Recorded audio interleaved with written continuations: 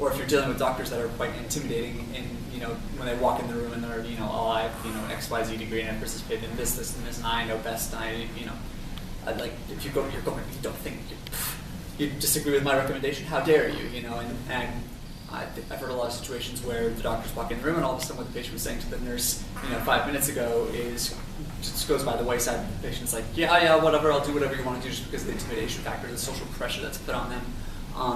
And so the role of the nurse in that situation can be, doctors are doing rounds, the doctors are about to, totally just leave the patient in the dust as far as their desires, and then they're just going to speak up and be like, hey, so I know that, excuse me, Dr. So-and-so, I know that, you were talking to me, you were talking to the patient about, certain desires that were expressed, and they're able to facilitate that communication between an authority that the patient might not be super comfortable talking to. Okay. Along with that, it's one story that one of the neonatologists told to us when we were having our first antenatal counseling meeting.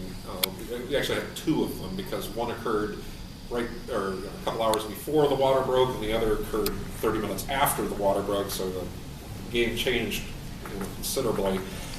But the first talk we were having, he was telling a story about a child born in the 26th week of gestation, in which the parents had asked for no care to be provided, and he said, no, we have to do this. Basically, after 25 weeks, the child's an American citizen, which is, that last part about the citizenship it's a reduction of a whole bunch of other policies into something that's not really real. I've never heard it before.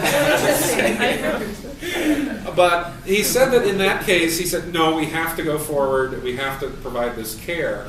And he said the nurses were really annoyed with him in that case, because the nurses, knew what the patient's desires were, what the parents' desires were, and the doctor was specifically going against the parents' desires. And so the child was resuscitated, and at that point he said, and now he's an honor student.